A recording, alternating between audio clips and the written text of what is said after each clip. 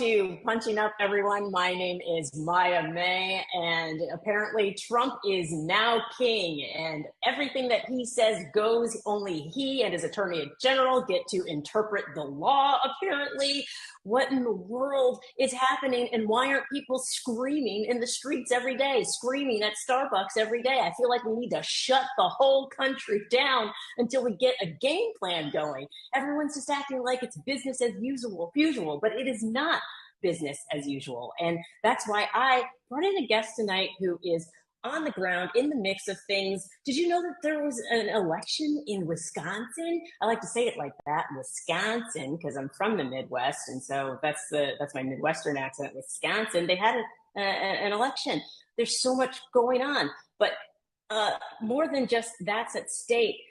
Women's rights continue to be at stake, and when I say at stake, I mean like on like the stake with like fire and flames and everything going everywhere. Because I don't know if you've heard about the SAVE Act, but the SAVE Act isn't saving anything, certainly not democracy. And so I'm sure you've seen a lot of it circulating, but our guest tonight, Kristin Brey, is going to Brey. I was literally like Fry rhymes with Brey, and Kristin Brey is going to share with us a bit about the SAVE Act. And we're also going to talk about what's happening in Wisconsin and why you should be paying attention. Not that it's easy to pay attention to anything right now because so much is going on. And we're going to talk about that as well and how we can try to stay sane while also staying informed. So with that, bringing in our guest, Kristin Brey, rhymes with Fry. You can tell I have French fries on my mind because that's how I'm getting through this now. French fries. Welcome to the show, Kristin. I mean, I my entire life, because as you can see, it looks like Brey, but for some reason, it is pronounced Brey. So I've spent my entire life correcting people, so don't worry about it. Fries actually, not bad. Well, and it's actually a good place to start. You said all your life. So this has been your name all your life. So can you talk about the SAVE Act? We'll talk about that first, and then we'll jump into Wisconsin, and then we'll go back to the SAVE Act. So I'm sure it's similar for you, but as a content creator, public pundit type person, I get a lot of people who send me stuff and say, like, have you heard about this yet? And so it was kind of rumblings through different Instagram or whatever posts as far as what the SAVE Act was, and specifically how, I think we typically think about voter suppression and we think about Black and brown people, poor people, young people, unhoused people. We don't necessarily think about married women as one of the groups that could be a target for voter disenfranchisement. And that was kind of the headline. And so as I started looking more into it, I am someone who is married, but I didn't change my name. But for people who have changed their name, which about 8 in 10 women who get married change their name to their husbands still, what is important about what this act is that it would require people in person to have either a passport, a birth certificate, or some other kind of like gold tier standard proof of citizenship and present it in person. And the reason given is to root out any non-citizen voting, which has been kind of the newest boogeyman of, there's droves of people who aren't citizens that are voting, even though we know it's like less than 0.0006%. This is the thing that gets me with all voter ID laws is that it's acting like there's a problem where there isn't. Like we barely get citizens to vote, let alone having to worry about non-citizens voting. Like I want to scream every time I have these conversations with my moderate friends, my right in the middle friends who are like, what's wrong with voter ID? And I'm like, oh, a ton of things. And the SAVE Act is scary. And once again, like they always name things so that it sounds like something positive, something that we need, and it's going to save the country. But this is truly going to affect women. And I think the solution is women should stop changing their name. Well, right. I mean, that's the thing, right? It's like, so basically what the fault is, it's not anything like, oh, you're not going to be able to vote, but it's going to make it that much harder to vote, which is voter suppression, right? It's going to have to, if you have, right now I want to go get a passport. Half of Americans don't have a passport, but like that can have your married name. But the important part is it doesn't include like your change, like for like your proof of change of name, like a marriage license. And so if your maiden name doesn't on your birth certificate doesn't match what your current name is on your ID, you're going to have a problem. You're going to need that many more forms of ID just to be able to register to vote, and the thing that I tie together in the piece that I wrote about this is, I don't know if you remember, but like in the lead up to the election, there just felt like there was a lot of jokes and a lot of quips about the 19th Amendment. Like Ann Coulter's been on this for a while, right? About how women shouldn't be able to vote. But then there was another woman who spoke at I think the RNC in 2020, who was an anti-abortion activist who said they wants to bring back household voting. There's a pastor who's like a big Trump guy that was talking on some podcast that went viral about talking about like head of household voting. John McEntee, the Right Stuff guy, made a joke about male voting, MALE. And so it's just like, there's enough there that's like, are you trying to trigger us? Or is this like jokes are jokes until there's like, no, this is what we actually want. Well, and that's the thing. I think they're disguising it with a joke, but it is what they actually want, because obviously only one person in the household should have an opinion. And we saw a little bit of this in the past election cycle with, I've heard reports of so many people going to knock on the door and wanting to talk to the registered Democrat who happened to be the woman of the household, and the husband not letting them speak with her. Yeah. Saying, oh, we vote together, or we decide together, or she doesn't need to speak to you. And so it's definitely in their plans. Well, look at the meltdown that happened after the Julia Roberts narrated ad, right? Where she was like, the wink. Like two women with like the wink wink. And then Jesse Waters and Charlie Kirk like losing their minds over the concept that their wives would lie to them about who they're voting for. Yeah, and rather than asking why would your wife need to hide who she's voting for. And so this is definitely something that I'm concerned about, especially because when it comes to voter suppression, we do know that that's such a key part of dismantling democracy further and making it look like they're trying to change things and make things better and solidify everything. And this is how we end up with a permanent autocracy, by ensuring that in the next, when Trump joked and said, or not joked, he obviously meant it, you're never going to have to vote again, right? So when he says that, it's like, we know that that's what they're attacking, so that when the next election cycle comes along, I feel like I'm being very arrogant in thinking that there will be another election cycle, but that when it comes again, it will be so different, and it'll look so different that it will basically be like not having an election. I hate it here. Wow, I know. It's just felt so bad for it's only been a month. Sorry. And when we met each other, sorry, and I forgot to introduce you fully when you came on. We met at the DNC when the vibes were good. Oh man, that week was fun. Like it was. What's crazy is even going into I don't know how you felt, because we haven't gotten to talk much since the actual election. Like, I didn't know what to trust, right? Because there was like, in my side of the internet, in my world, going into November and going into the election night, like I was live on radio, like we were doing election coverage. And as results started coming in, it was like, oh, this is like everyone, except I had to be on radio doing it. But going into the night, like I had no idea. I talked to people who were Democrats who was like, she's got it. And then you talk to people who were Republicans, and it's like the bifurcation of people's reality now because of the internet and because of algorithms, of not really being able to know or get a sense of what the world is. That to me was like crazy, because being at the DNC, looking at the momentum out of the DNC was like, all right, it feels like people are on board with this. And then the numbers did not pan out that way. No, they didn't. And that bifurcation is also offline in the third spaces, because I had a chilling conversation with a friend of mine who does MMA. And he was assuring me that Trump was going to win, period, that was going to happen. And I was like, I mean, I could see it happening. I'm not discounting it. And I tried to say, oh, but she's raising all the money. And so that people are voting with their dollars. And so the turnout is going to be so high. And he's like, and if she does win, there will be violence. And he said it so matter-of-factly. And this is a man with a PhD who works at a think tank. I won't name which one. Wait, he also does MMA? And he does MMA. It's like this new. It's like, I'm not a nerd anymore. I'm going to. It's a new thing. And I was like, you've changed. You sound like a crazy person. Is he like, turns out Zuckerberg, that he's like, oh, now this is the new masculinity we're trying to hone in.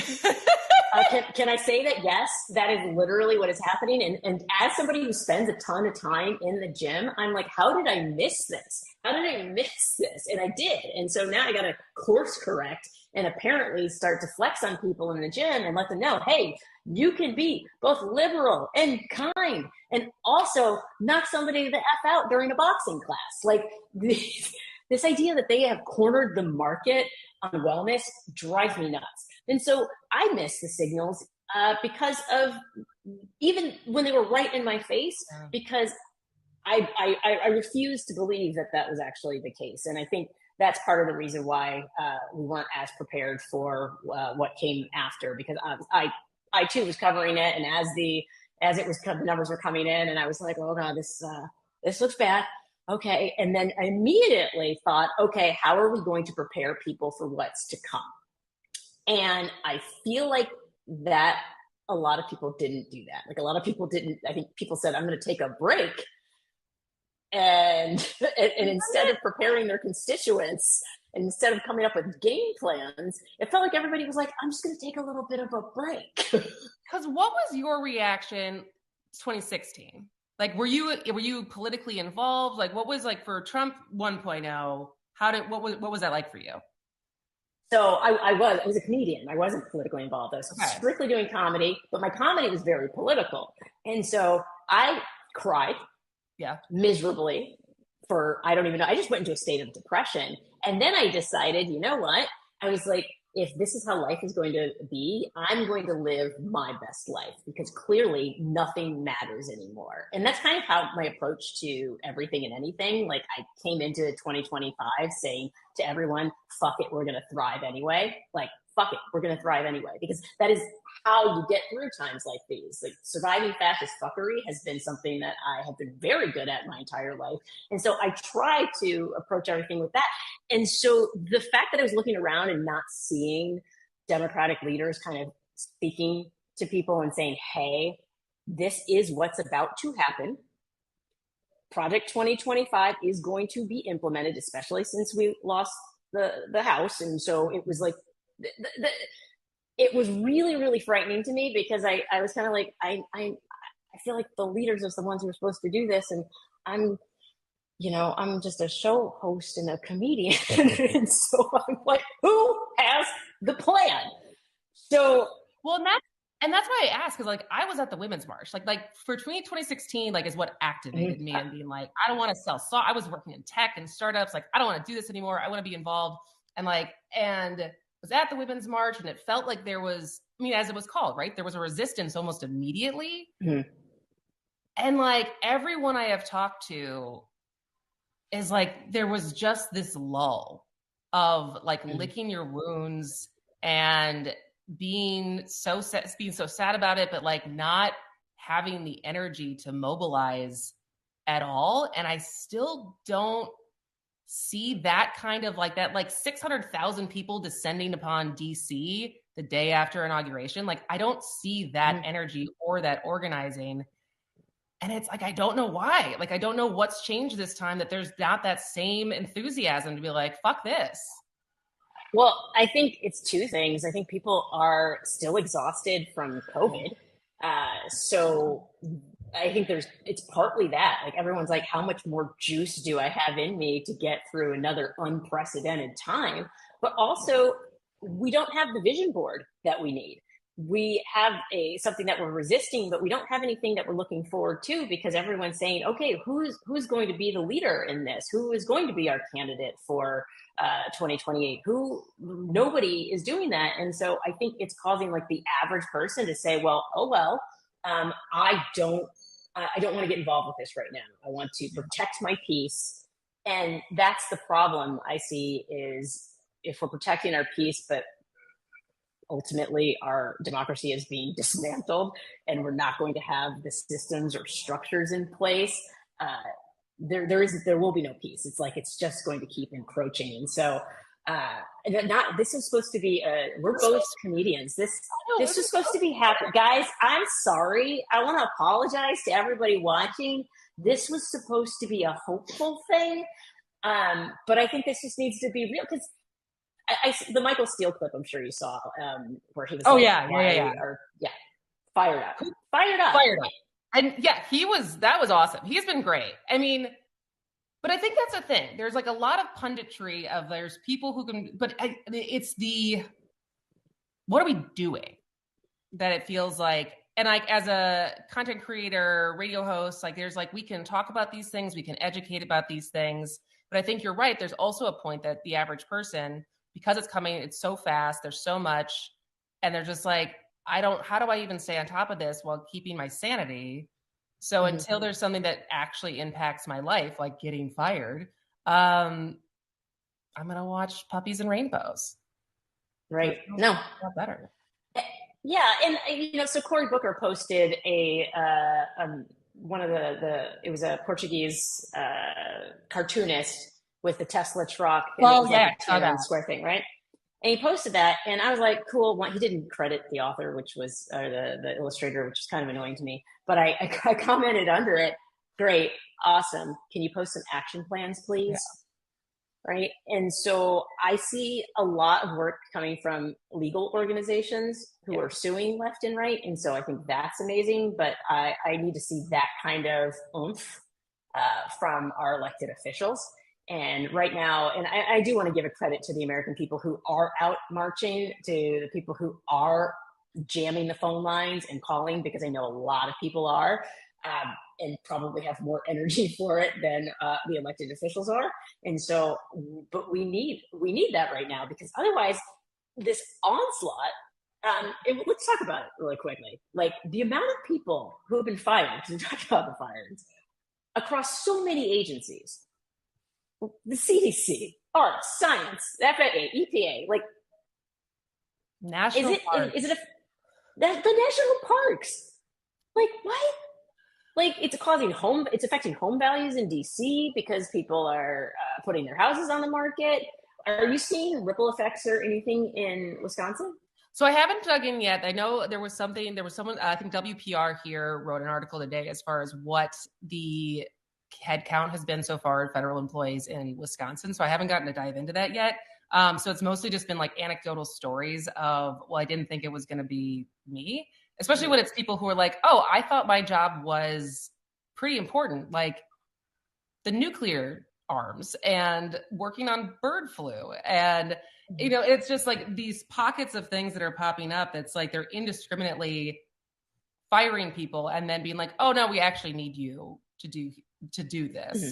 And so I know more about what I'm seeing in the headlines versus someone I know personally who's been fired, but it just feels like there's at some point going to be a massive misstep, because as we see an outbreak of measles in Texas and an outbreak of tuberculosis in Kansas and then bird flu, and there's just like all these like pockets of stuff. It's giving 2020. Right? Like, doesn't this feel like, where like the murder hornets popped up in the news? I forgot about murder hornets. Fuck.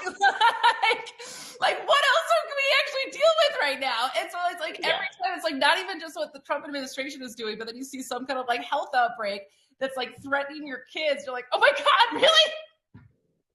Well, and that's the thing. It's like there are health emergencies that are happening. And I think there was another plane crash today, and we had the Delta thing yesterday. And so for the human brain was not meant to take in this much information and be able to process it in any kind of way that makes any sense whatsoever. And so I am kind of leaning into, you don't need to know each individual thing. You just need to know Trump bad, Elon Musk bad. Like those are two things. If you know those two things, and then fund the organizations that are fighting Trump and Musk. That's it. Like that's it on a baseline. Just do those things. Just Guardrails on, focus on this. And I think that's true, but it is what I have been humbled by in all of this is realizing how much I don't know.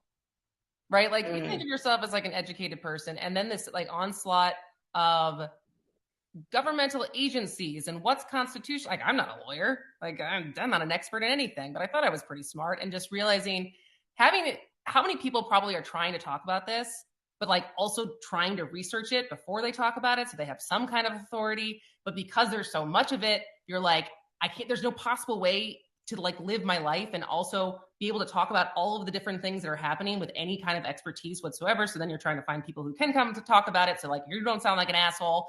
And it's a lot. It's a lot to realize how much they're doing and how much you don't know, but just all you can like you said, all you can like lean back on is like, it feels bad.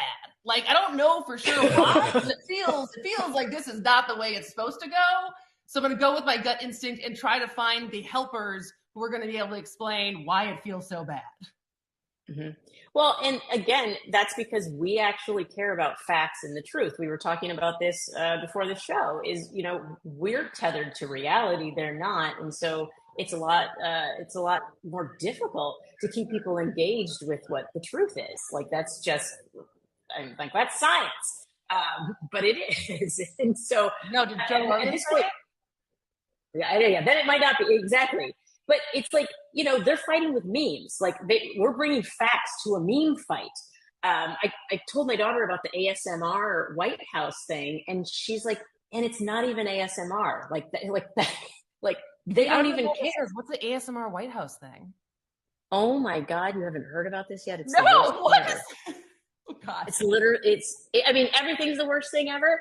The ASMR White House, they posted on the official account ASMR, that they labeled it ASMR, and it was people being deported, human beings, and it was like the clanking of their handcuffs and shackles, the noise it was making, and they posted it to the official account.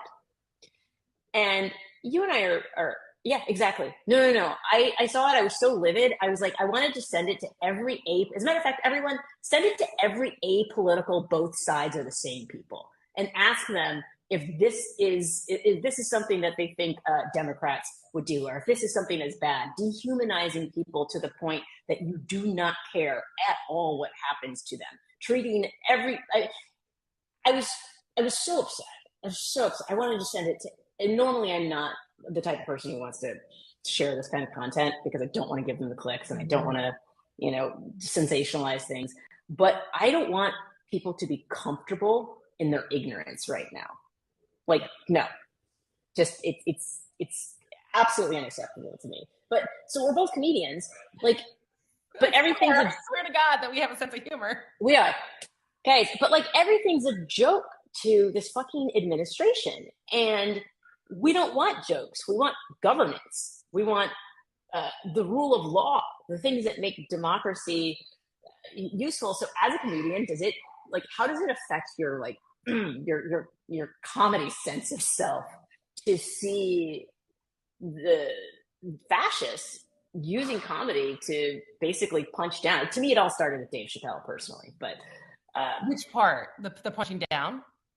The normalizing using humor to punch down on the most marginalized. I biased obviously because my daughter's trans, but that I'm just thinking about that. I was like, I'm trying to think of examples, but I mean, he certainly came out swinging with that. Well, the thing is, I don't think it's not funny. Like that's the thing. It's lazy. It's lazy comedy writing, right? As far as like finding the actual joke or the observation or the thing that is interesting or the relatable part of it.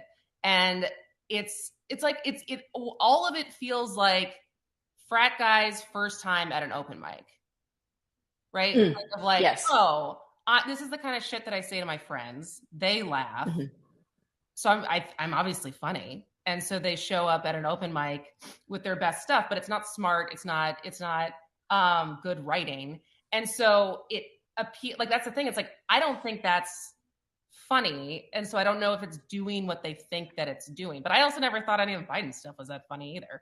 And so like, to a certain extent, like he was a hack.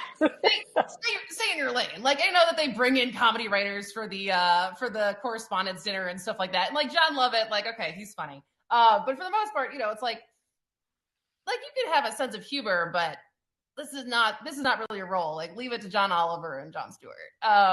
But like this stuff doesn't even seem like, I mean, it certainly is not acceptable from the official accounts as far as like, oh, this is just a troll account now.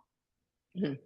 Yeah, and it's a shit posting account. The White House account is a shit posting account, and that should be startling to the people who thought that he was just going to lower the price of eggs. So, in a sense, I say, hey, those people we should be able to win next election cycle. But people have the memory of a freaking goldfish, and everything gets normalized, and so by the time the next 2028 rolls around, people are going to be like, oh my God, the White House always shit posts. Like, that's just what the White House does. Like, but it's also like, I feel like there's the terminally online, and we're fractured into, I proudly put myself in there, of the people who see all of this, consume all of this. And there's the split between right and left there. And then there's a whole other group of like the terminally offline who don't actually even see any part of this, and who are still watching cable news and getting stuff from there. And so like, and some of this streams into there. Like I remember I'm on a text thread with it doesn't matter, but a guy who's like I voted for all of this. And the fact that he thought it was so funny when Elon changed his username to Harry Bowles, and like Dana Bash had to get on CNN and like continuously say Harry Bowles as far as it being close to Harry Balls. And it's like, oh, I didn't know we wanted Bart Simpson deciding what, you know, everything, the federal budget and what things get spent on. So like, I don't know. And I don't know our way back, Maya. Hey, I'm everyone. Not smart enough for that. Here's the thing, guys. Our only way back is through, to use coach and wellness speak. And it's a constant we have to constantly remind ourselves that this is not normal. I think the ability for the human brain to adapt to any situation is why right now is so dangerous. I see people adapting to fascism. Had a chance to interview David Pepper a couple of years back, and he said people will accept fascism the way we accepted like baggage fees. Like, remember when you could just check a bag and you didn't have to pay anything? And people like slowly began accepting that. And so I see that happening in the way people are kind of like normalizing it. And so I think it's important to continue to, I mean, everybody kind of needs to do the work of journalism right now, right? To afflict the comfortable, comfort the afflicted. Like everybody can do that. And I think we're so wrapped up in being polite. And it's not a dinner party. Like, you do not have to be polite to fascists. And I'm all for like being a kind person. I'm an empathetic person. As a matter of fact, I'm one of those people, like, I don't want to, shit on people who are now realizing and regretting their vote. I think it's important for them to feel the consequences of their vote. And I don't think we should try to protect them from the consequences of their vote, because that's the only thing that will make them change. Mm-hmm. But I think it's time to play serious hardball but in ways that we haven't before. And I think that's the only way through. Either that, or we just all give up. I don't know. Because there's so much happening. We talked about this. We were supposed to talk about Wisconsin up top, and we didn't, because the name thing, it just was a perfect segue. Talk about. But let's talk about Wisconsin, because again, so much happening. I'm guessing a lot of people probably didn't even know there was an election in Wisconsin yesterday. I think a lot of Wisconsinites didn't know there was an election yesterday, because I think only around 500,000 people voted. But it was a primary. So it's like, it's a February spring primary. It's always low turnout because it's our nonpartisan races. So it's school boards, it's mayors, it's county boards, it's judges. Our only statewide primary where there was 3 candidates I found out this yesterday. We're the only state that elects its Department of Education superintendent. I guess every other state basically has a board, and like we electors. I didn't know that we were the only state who did that, but whatever. And so there's that. But that was kind of, there wasn't a lot of high turnout, because what will have higher turnout is a Wisconsin State Supreme Court race, which, because there was 2 candidates, our generals April 1st. So that will be basically, I think, the first, at least nationwide, paying attention race, as will be about 100 days into the Trump administration. It will decide the leaning of our court. So in 2023, Janet Protasiewicz beat Dan Kelly, flipping for the first time in, I want to say 15 years-ish, over 10, it from being a conservative court to a liberal court. And the things that we've been able to undo in Wisconsin once that flipped, we got new maps. We are hopefully going to potentially put the right to abortion in our Constitution, but at least definitely overturn our 1849 abortion ban that was put into place once Roe fell. There's a chance that Act 10, which was the gutted public employee unions or public service unions, that could get to the Supreme Court. So there's all this stuff that Scott Walker and a gerrymandered Republican legislature did for his 2 terms that we're starting to be able to undo. And if Brad Schimmel, who's the conservative candidate, gets in, it'll go back to being a conservative court. Otherwise, it will stay a liberal court if Susan Crawford gets it. The thing that's interesting is, who cares? Whether it's a Supreme Court race in a swing state, flyover state. But now Elon Musk has gotten involved. Yeah, I was going to say, enter the villain. It's like that's what happens when you have fuck you money and you want to fuck everyone over. You can send your money to wherever. So he's putting his thumb on the scale. He's putting his thumb on the scale. How much is he allowed to? Is there any limit on how much he can put into this race? Because it was an expensive race last time around. It was 50. So this is the thing. So in 2019, it broke records. I don't know if it broke nationwide records, but it certainly broke Wisconsin records. For the Supreme Court race in 2019 was $3 million for the race. In 2023, it was $51 million. And certainly got national attention. And this time around, I think people are expecting that it will be more than $50 million. But the thing is, so basically during Scott Walker and the Republican legislature, they changed the state finance, campaign finance laws, in the thoughts that they were going to be better at outraising Democrats. But enter Ben Wickler, who just lost for DNC national chair, who's an excellent fundraiser. And so since then, since he became chair of the Wisconsin Democratic Party, he's pretty consistently outraised, or they have consistently outraised Republicans. But there's basically, through different channels, no limit. So that's why this is super expensive. So Elon's PAC has, as of right now, I think it was just reported, it was $700,000. But that will start, especially now that we're through the primary, that will only amp up.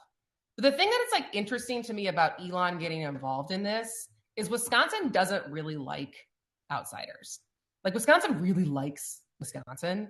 And you can tell even in the last 2. So Eric Hovde ran against Tammy Baldwin here. And he from Wisconsin, but lives in California.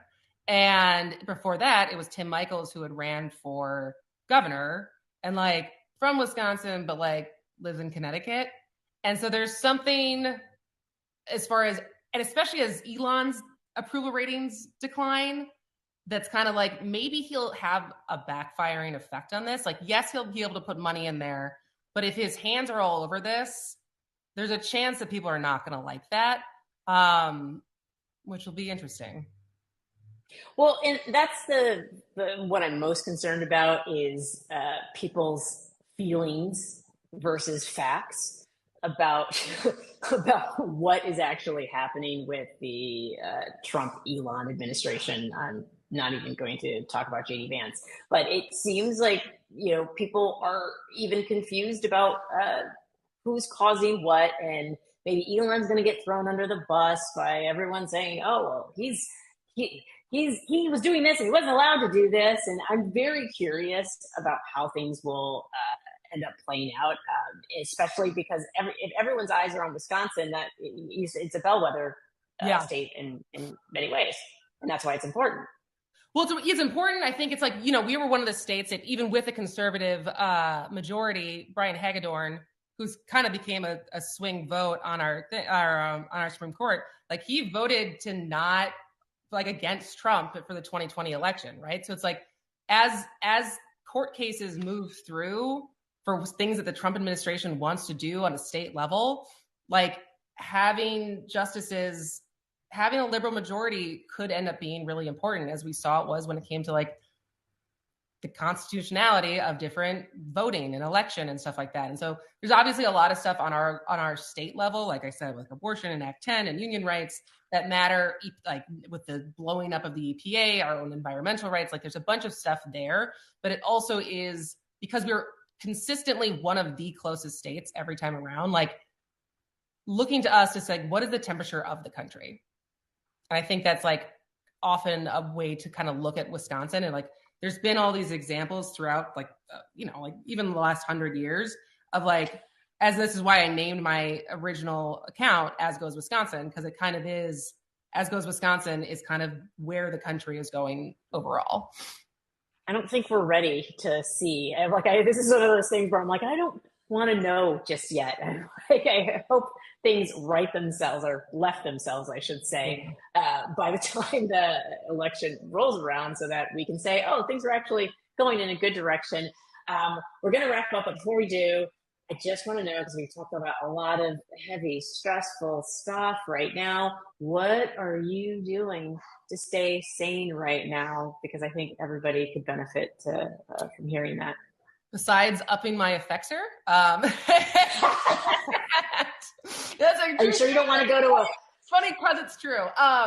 What am I doing? I am trying to. It's interesting because when people ask how are you doing, it's like it's a double weighted answer, because in reality, my husband, my 1.5-year-old daughter, my job, like all of the stuff, if I didn't have access to the news, is really good. Like my marriage is good, my kid is good, my friends are good. The weather in Wisconsin sucks. It's like 4 degrees right now. This is why we have this beachy picture to remind us. So it's like focusing on the things in my actual exact life, being good, putting down my phone, being present with my kid, even though my job is to also be informed. And I think that is what's bringing me the most peace, of like my actual relationships, and knowing that stuff is good. And that might not help a lot of people, but at least for me, it is knowing that at least this isn't blowing up while this is blowing up. I think that's incredibly helpful, because what you're talking about is being present. So I think a lot of people could stand to hear that, being present and grateful for what we do have in our lives, and because that will help sustain us. So Kristin, thank you for joining us. I want more people to find out about you and your work. Spanning the State is the name of your show. Spanning the State is the name of the radio show. What? Okay. No, keep going. Sorry. So that's the radio show. You can find all of my stuff it's at Kristin Brey, Kristin Brey. My personal stuff is videos and stuff on TikTok. There's a podcast called You Need to Listen. There's Spanning the State. There's a column. There's a lot of stuff that's not. And you do mom jokes. You do mom jokes on stories, a daily mom joke. Yeah, I do hashtag bad jokes for bad times. And so I just started that this year, as far as doing cringy, punny jokes to kind of lighten your day or make it go, ugh, to do a timeline cleanse. We knew it. We need the timeline cleanse, y'all. We all do. So Kristin, thank you so much for joining me on Clenching Up. I'm going to keep my eye on Wisconsin and hope that you guys will do us proud, so that we can keep the momentum going. I want to say, for democracy, that we can keep the energy up. I don't know what we're doing, but we're going to do it. And then you can come back and report back on how it went. Perfect. Thanks for having me. Right. Thanks. Guys, I want to be uplifting. I really do. But there are times when I get so freaking mad that it is very difficult for me to be like, hey, potpourri and sunshine, everything's great. Everything's not great right now. And I need people to acknowledge that, because it is happening so very quickly. And those of us who are in this, who are in it, those of you who are watching, those of you who are involved in trying to drink from this fire hose of information, please know that this would be so much easier if our apolitical friends who are living their comfortable lives acting like both sides are just as bad would get off the freaking bench. We need them to get off the bench. We need everybody playing their parts. And that way it'll be easier on the rest of us. Otherwise, no 4th of July for them next year. As you see them with a beer in their hands, slap it out of their hands and be like, no Independence Day for you. You got to do the work. This is how I'm feeling about the group project right now, guys. Like they're making us get an ass, no beer. So thank you for watching another Punching Up. I am Maya May. We will be back next week. In the meantime, please check out other Resident Square shows. Follow us on all of the socials, and take care of yourself, because it's wild out there. We can't do all of this, so we have to give ourselves grace and do some of this. Thank you. See you next week.